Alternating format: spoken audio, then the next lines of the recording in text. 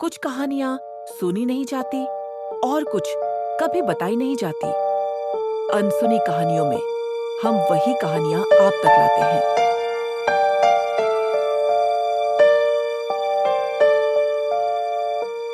राजेश मुंबई में एक पुरानी बिल्डिंग में नया किराएदार बना था।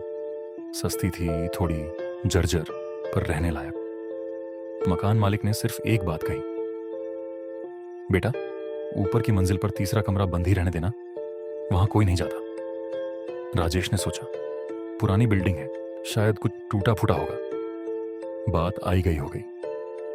पहली 2 रातें ठीक रहीं, मगर तीसरी रात, आधी रात को दीवार के पार से किसी के धीरे धीरे चलने की आवाजें आने लगी। टप टप टप, और फिर किसी बच्चे की हल्की हंसी। राजेश का दिल धड़कने लगा।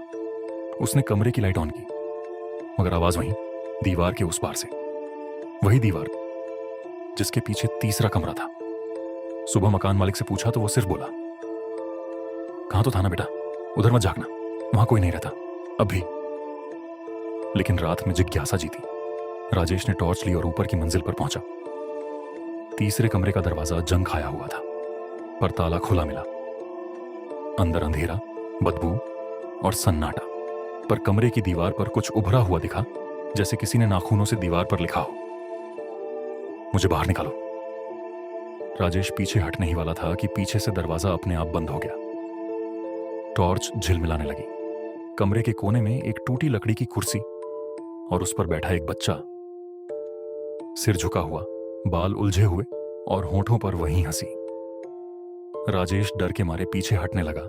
तभी बच्चे ने धीरे से सिर उठाया और बोला, धन्यवाद, तुमने दरवाजा खोल दिया। और अगले ही पल बच्चे का चेहरा गलने लगा, आंखें काली पड़ गईं, कमरा धुएं से भर गया। राजेश ने दरवाजा खोलकर भागने की कोशिश की, पर बाहर जाने पर पाया कि वो फिर अपने ही कमरे में है।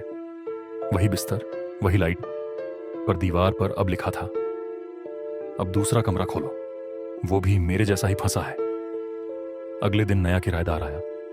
मकान मालिक ने मुस्कुराते हुए कहा, बेटा ऊपर तीसरा कमरा बंद ही रहने देना।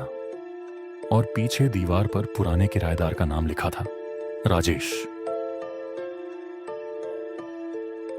अगर आपको यह कहानी पसंद आई हो तो वीडियो को लाइक करें, कमेंट में बताएं कि आपको सबसे डरावना पल कौन सा लगा, और ऐसी ही कहानियां सुनने के लिए चैनल को सब्सक्राइब करना ना भूलें।